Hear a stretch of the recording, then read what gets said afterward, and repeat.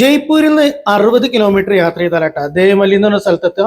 60 kilometre നമ്മൾ ബസ്സിൽ പോകണം. പിന്നെ അവിടുന്ന് ഇതുപോലത്തെ ഓട്ടോയിൽ പോകണം കേട്ടോ. ഓട്ടോ എന്ന് പറഞ്ഞാൽ പേരിനൊരു ഓട്ടോ അതുകൊണ്ട് എത്തുകയാണാവോ, പക്ഷെ ഡ്രൈവർ നമ്മൾ എത്തിച്ച് ഒരു ഡിഫറെന്റ് എക്സ്പീരിയൻസ് ആയിരുന്നു കേട്ടോ സംഭവം. തമിഴിലെ കാത്തിരി പടം ഉണ്ടല്ലോ ധീരൻ, അത് കണ്ടപ്പോഴാണ് നമുക്ക് അതുപോലത്തെ ഒരു ഗ്രാമമൊക്കെ വിസിറ്റ് ചെയ്യണം എന്ന് തോന്നിയിട്ടാ. പിന്നെ നമുക്കന്നെ കണ്ണൂർ സ്കോഡിലുണ്ട്. അപ്പൊ അത് തപ്പിപ്പിടിച്ചിട്ടാണ് നമ്മൾ ഇവിടെ എത്തിയത്. ശരിക്കും ഒരു പക്ക രാജസ്ഥാനി ട്രഡീഷണൽ വില്ലേജ്. ഈ രാജസ്ഥാൻ ഭാഗത്തൊക്കെ വരുമ്പോൾ ഇതുപോലത്തെ ഒരു സ്ഥലങ്ങൾ കണ്ടില്ലെങ്കിൽ നമുക്ക് ഭയങ്കര മിസ്സിംഗ് ആണ്.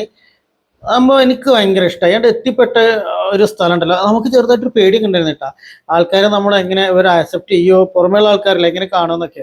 പിന്നെ വീടുകളുടെ അകത്തൊക്കെ ഒരു കാഴ്ച കേട്ടോ. ഇപ്പൊ പശുക്കളും പോത്തും എരുമൊക്കെ ഉണ്ട്, ആടുകളൊക്കെ ഉണ്ട്. ഇവര് മെയിൻ ആയിട്ടുള്ള ഇവരെ വരുമാനം ഈ ആടുമേക്കലും അതുപോലെ ഇതിന്റെ പാലിൽ നിന്നുള്ള വരുമാനങ്ങളൊക്കെയാണ്.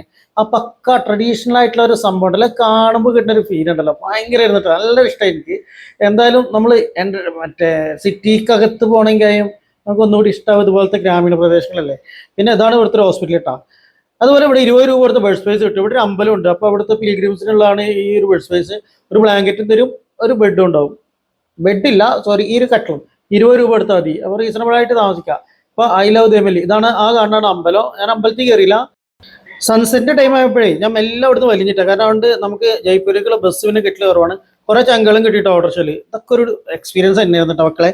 എന്തായാലും അടുത്ത ട്രിപ്പും അടുത്ത വീഡിയോ കാണാം. ബൈ.